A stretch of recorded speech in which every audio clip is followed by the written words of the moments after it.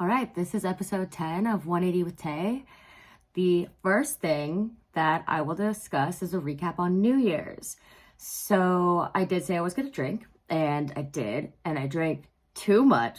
No, I didn't black out or anything like that, but I'm saying I drank too much because the next day I cured my hangover with a Bloody Mary. So the first has already gone down the drain, and dry January started off not so dry. So that's a little bit unfortunate. Obviously, I'm holding myself accountable. I did this, and I kind of just have to move on and move forward.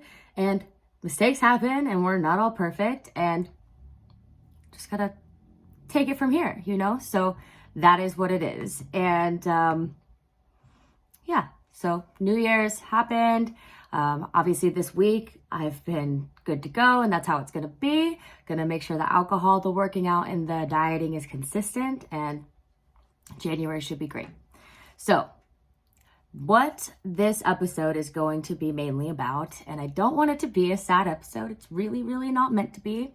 It's more of being aware of how you feel and how to handle it, I guess. Or ways that you can handle it. I don't know. So seasonal depression. It's seeming to be something that's super common right now, mostly because the days are so short. It's winter. We still have like another month of winter. The nights are really long. Finally, though, the days are, the sun sets a little later in the day, so it doesn't seem like you're literally working for every single hour of daylight. So that's great. But seasonal depression, a lot of people have it, even if they don't know it. Our family has it, our friends have it. You just kind of have to talk to people and see kind of how they're feeling and the time of year that it is and what it is that's actually bothering them, if it's temporary, things of that nature. And I have been, reaching out to the people that I know, may need the extra, hey, how are you? This, that, and the other. And, basically, that's really important. Check on your people. Make sure that you're looking out for them just like they would look out for you. And I was talking to one of my friends, and I actually asked him how he deals with his seasonal depression. And he gave me 2 reasons. One was to get out more. Hiking, concerts. I know COVID's a thing, so it does make it a little bit more difficult. But getting out of the house, not staying so confined, where you're so stuck in your thoughts that, there's no other way to go other than if you get yourself out, that you're just going to keep going down and getting sadder and harder on yourself. It just happens. It's okay. It does happen. And it happens to adults. It happens to kids. It happens to everyone of all ages. Everyone has been through stuff. So trauma is heavy, and we all deal with it. So that was one, getting out of the house, which I definitely think is super important. The second one is drinking less, is what he said. And obviously this whole podcast is about drinking less and why we should and things of that nature. So when he said that, it triggered a bunch of different thoughts in my head. And one of the biggest ones was when you are sad and you do drink, that was my coping mechanism, is I would drink, and then, okay, all of a sudden, super happy, good vibes all around, no problems, matter at all, just happy, everything's good and gone, and I'm drunk, and that's fine. But how long does that last? That happiness does not last nearly long enough for it to be beneficial, right? So my friend I was talking to, he said that it's a diminishing return on happiness. As soon as you're past that happy drunk point, you're probably more in your feelings than you even were to begin with, 10 times on this roller coaster of emotion. And all of a sudden now you're even worse than where you started, and bada bing, bada boom. That's kind of how alcohol works. So getting out of the house and drinking less are 2 huge things that you can do to try to help soothe the sadness that comes with the winter season. And obviously being in the house is because of the cold, so that's what we'll get to a little bit more.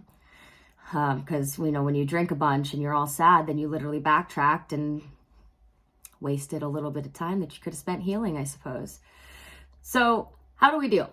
what are things that we can do to deal with these thoughts that are bringing us down? Obviously, if there's something you need to work on in regards to, actually getting up and doing stuff, that's obviously the first step. But let's roll into this. So, stimulants and stimulating your brain. These are the two things I want to talk about. They're two totally different things, but they both play into each other so much. And first, right, okay, so what is a stimulant? A stimulant is alcohol, obviously, nicotine, caffeine, cocaine, even crazier drugs. The list goes on. These are things that are all addictive, all of which, once you start doing it, your brain tells you you want more. So those are stimulants, right? And then stimulating your mind, which we've needed to do since we were babies, and that we have to do still, and that like you have to make sure that your animals are stimulated and that your kids and your family and like all this, that, and the other. And what are things that stimulate our mind? So art, hiking, nature, sex, music, shopping. Hopefully that's not like an addiction that you have. Working out, social media. I don't really know where I would put social media, like on a stimulant or a stimulating scale, because social media, I literally delete it from my phone during the week for my own mental health. I don't think that it benefits me. I don't think that it benefits a lot of people. And I know for this podcast, I'm going to need to be doing it a lot more and be super active. So, but for this podcast, I feel like I'm helping people. So I'll have a different view on it. So that'll be a step that I take when it gets there. So stimulating your mind with all of these different things that are basically hobbies, like you just need to make sure that you're focusing your brain on positive things rather than getting fucked up or, and like it's crazy too, because like I know when I did smoke cigarettes, I would drink a cup of coffee and I would want a cigarette. Like that was stimulating to me.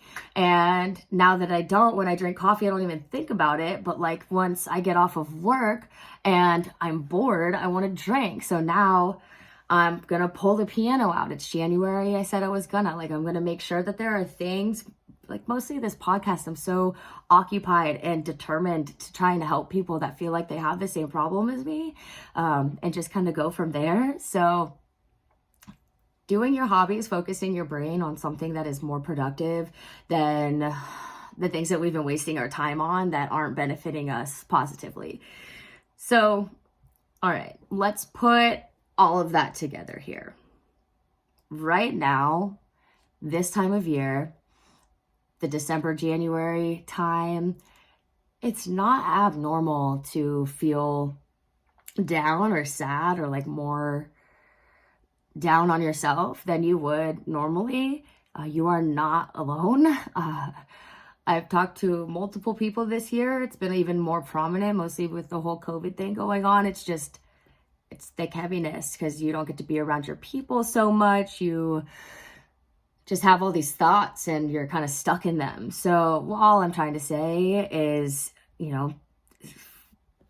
think of the things that make you happy and, other than alcohol, and it'll help, start focusing on those things and it really will help. You will feel more enthusiastic. So I've said it before and I will say it again, just put some thought into it. Just a little bit of thought. What makes you happy? What could you focus on instead of alcohol or this, that, and the other? So since this is episode 10, I did want to make sure I had a tips, tricks, and what the fuck is this for you and for me. And this one is a little bit more difficult than the other ones. And I know that I've been kind of general and, a lot of things are easier said than done. But this one, anyways, tips, tricks, and what the fuck is this? Number 7 is don't talk about it, be about it. And I know that sounds so general, but like if you say you're going to do something, just do it. It's as simple as that. And if you're not going to do it, don't say you are. This is things big and small, far, and like it doesn't matter what it is. If you say you're going to do something, do it. I've talked about this in previous episodes,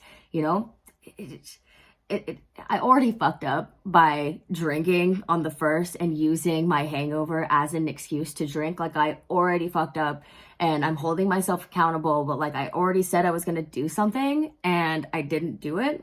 And now I have to extend my dry January further into February. And like, I should anyways. That should be my goal, is to not just make it dry January. It should keep going. But like, I already messed up. And that's on me. So in short, I'm excited to be better, feel better. Like, from all of these changes that I'm going to be doing and taking, it has to show up in different aspects of my life. Like, it just has to, and I'm not going to expect it without the effort that I put in. And that's just how life goes. You have to put effort in when you want something. So I'm going to get it. And also, I took my before pictures for motivation. And let me tell you, it was extremely motivating. So this month is going to be a great month. And there's lots of potential here. So as we grow together. Until next time.